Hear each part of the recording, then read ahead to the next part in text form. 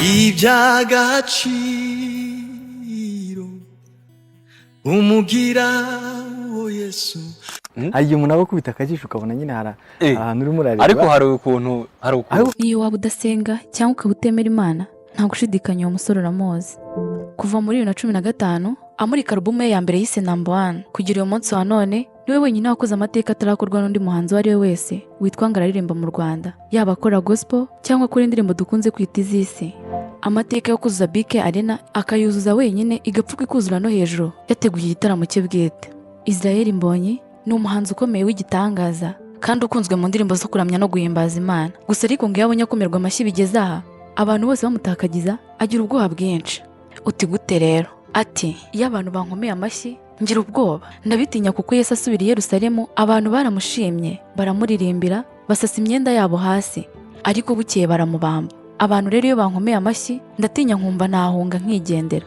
Benshi bemeza ko ari umuhanzi ukijijwe koko ndetse wasizwe amavuta haba kuri we bwite no ku bihangano bye. Uyu musore kandi uretse ibyo kuba ari umuririmbyi mwiza ni n'umusore uri mu beza u Rwanda rufite kandi ukunzwe cyane n'abatari bake haba mu Rwanda ndetse no hanze yarwo.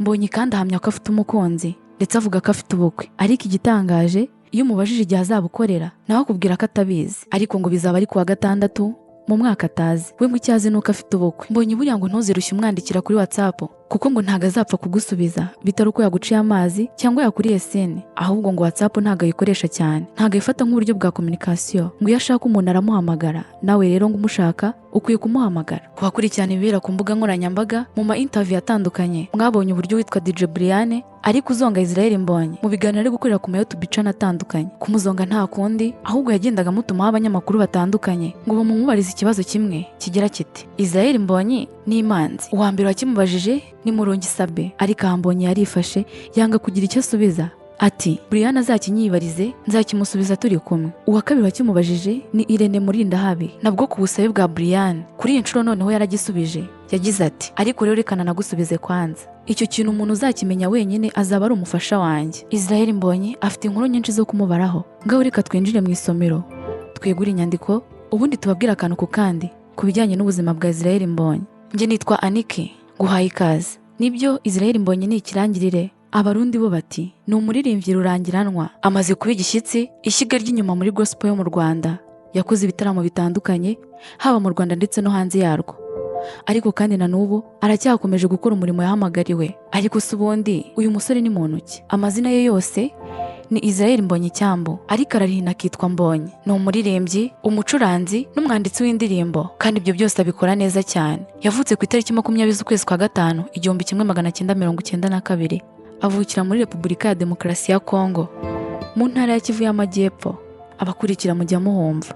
Nubwo yavukiye muri Kongo ariko ntiyahatinze kuko mu myaka 5 y'amavuko, ni ukuvuga mu mwaka w'1997, we n'ababyeyi barambutse baza gutura mu Rwanda. Birumvikana ko ari naho yakuriye. Mbonyi yarize araminuza, aho kaminuza yirangirije mu Buhinde, aho yakuye impamyabumenyi y'ikiciro cya 3 cya kaminuza Masters Degree mu bijyanye n'ubuvuzi n'imiti pharmacy. Mbonyi yakuriye mu rusengero aho n'ubundi atari kure yo kuririmba kuko yaba aho yasengeye hose naho yize muri za secondaire yabaga mu makorari n'ama-worship team atandukanye. Gusa igitangaje nuko uyu munsi wa none nubwo ari umuririmbyi w'ikimenya bose, ariko icyo gihe umurimo we ngo ahanini ntago wari uwo kuririmba, ahubwo yari umucuranzi n'umwanditsi w'indirimbo. Amahirwe yo guhabwa umwanya ngo atere ama-chorus cyangwa yobore indirimbo muri ayo makorari ngo ntiyagize kenshi. Birumvikana ko ubwo habaga hari abandi baririmbyi bamurenzeho. Uzamubona kenshi mu bitaramo ari kumwe na gitari ye, aririmba anacuranga ntajya yisiga.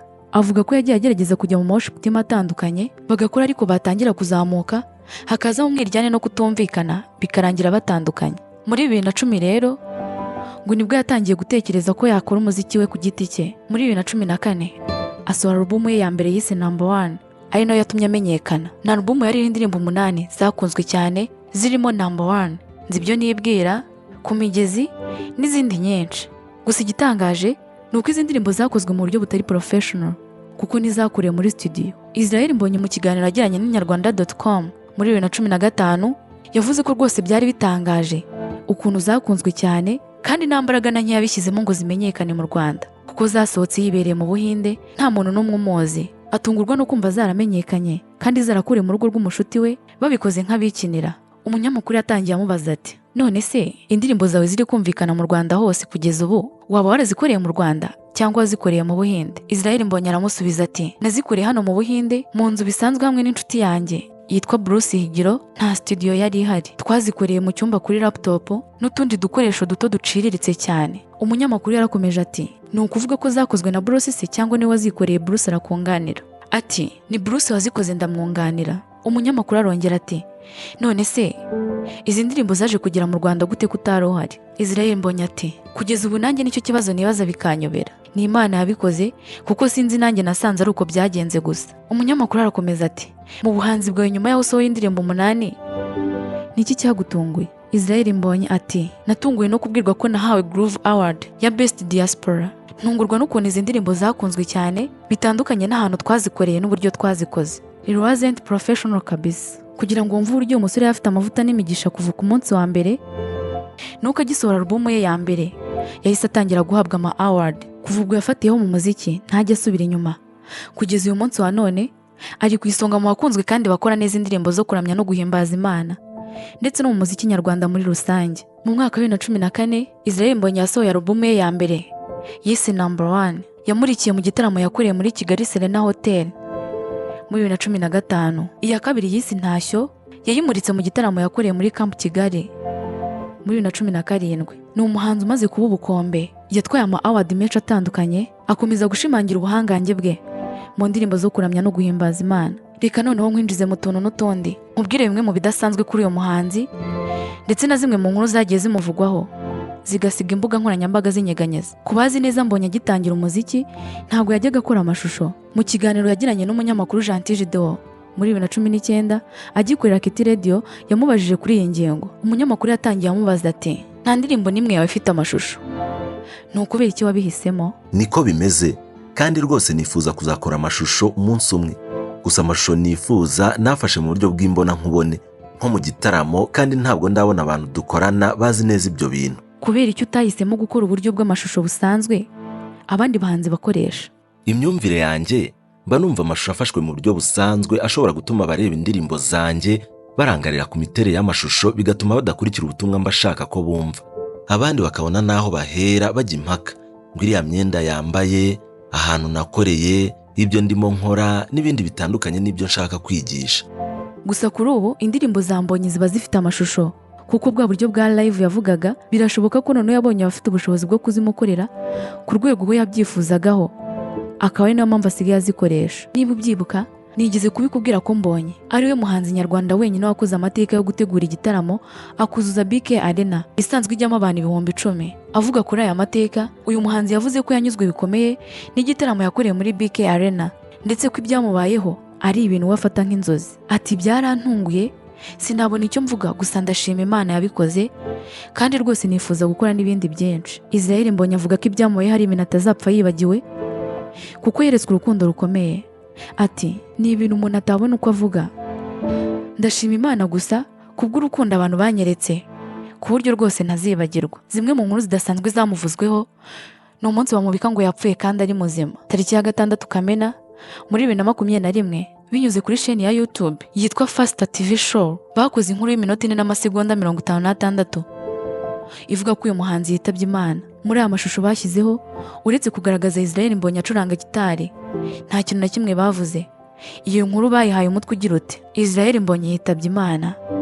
Urupfu rutunguranye rw'uyu muririmbyi Israel Mbonyi bigoye benshi kubyakira. Israel Mbonyi mu mvugo yumvikanamo agahinda abinyujije ku rukuta rwe rwa Instagram yanyomoje aya makuru avuga ko bibabaje kuba abantu baba bashaka kwinjiza babeshya ko bandi bapfuye. Ati ese ibi byari bikenewe? Ubucuruzi bwa views bumaze gutuma abantu batubunyangamugayo ku nshuti zanjye ndetse n'umuryango mugari unkunda. Ndi muzima cyane kurushaho. Indi nkuru yamuvuzweho igatitiza imbuga nkoranyambaga abantu bagacika ururondogoro. Ni umunsi hasohoka ifoto y'umusore bitiriye Mbonyi ari gusomana n'umukobwa wambaye agakabutura kagufi n'akenda gato ko hejuru gafasha amabere gusa. Iyi foto ikijya hanze yaracicikanye cyane haba kuri Twitter, Instagram, Facebook ndetse na WhatsApp. Abantu barayihererekanya cyane ku bwinshi, ibintu birakomera. Iyi foto itagaragaza isura neza na cyane ko bari bambaye amataratara, igaragaza umusore arimo gusomana n'inkumi. Uyu musore ugaragara kuri iyi foto ajya gusa neza na Israel Mbonyi ndetse banangana no mu gihagararo niyo yifashishijwe berekana ko Israel Mbonyi ari gusomana n'iyo nkumi ahantu habereye ijisho. Benshi baratunguye cyane ndetse baranamunenga kuba umuririmbyi nka Mbonyi yagaragara arimo gusomana n'inkumi kandi nta mukunzi aratangariza abakunzi be. Abandi banze kwemera ko ari we ndetse abandi bamukomera amashyi ko nawe agaragaje amarangamutima ye nk'umuntu. Kuri iyi foto yavugishije benshi, igaragaza uwo byavuzwe ko ari Israel Mbonyi ahagaze ahantu heza hari pisine, ari hagati ya pisine ebyiri, ahameze nk'akarwa kari hagati ya pisine ebyiri, ari kumwe n'umukobwa wambaye agakabutura kagufi ndetse n'agapira ko hejuru gato, ari gusomana n'uyu musore byaketswe ko ari Israel Mbonyi. Bamwe bamushimiye ko ntambwe ikomeye yateye, dore ko ngo binagoye guhisha amarangamutima ya muntu. Abandi bagaragaje ko ataciye nk'amabere kuko ngo nawe ari umuntu ugira urukundo ndetse ngo amaherezo azashaka umugore kandi bazabanza gukundana. Nyuma y'ibyo byose ndetse n'ayo makuru, Israel Mbonyi yari ataragira icyo avuga. Ni nyuma y'uko abantu benshi bagiye bamubaza koko niba yari umukunzi we cyangwa ari we ubwe kugira ngo abakure mu rujijo. Abinyujije kuri account ya Twitter, Israel Mbonyi yasangije abamukurikira amafoto abiri atandukanye ya wa musore ari gusomana n'inkumi, maze abanza kubasaba imbabazi kuko yakoresha amafoto yabo, ariko avuga ko yashakaga gukuraho urujijo ku mafoto yabo bari bari kumwitirira. Yagize ati, nihanganishije iyi couple, gusa nifuzaga gukuraho urujijo kuri iyi foto mukomeza kunyitirira. Ngabo bene data, tubahesha umugisha. Ni byinshi byavuzwe kuri uyu musore. Nanone kandi nyuma y'ibi hari ifoto yacicikanye ku mbuga nkoranyambaga, Israel Mbonyi yifotozanyije n'umukobwa usa n'umuryamye ku rutugu. Nayo ni ifoto yacicikanye cyane kuri Twitter na Instagram. Bamwe bati Israel Mbonyi atweretse umukunzi we, abandi bati dore undi mukobwa usenga Imana itari Bayali.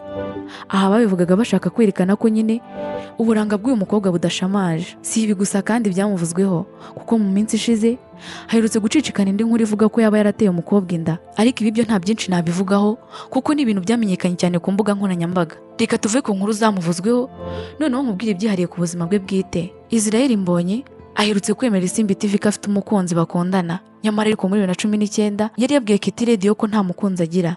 Avuga ko yari afite bakundanaga kuva akiga mu Buhinde, yagaruka mu Rwanda nabwo bagakomezanya, ariko nyuma bakageraho batandukana. Gusa icyo gihe yavuze ko agitegereje undi uzaza, none ubu yaramubonye.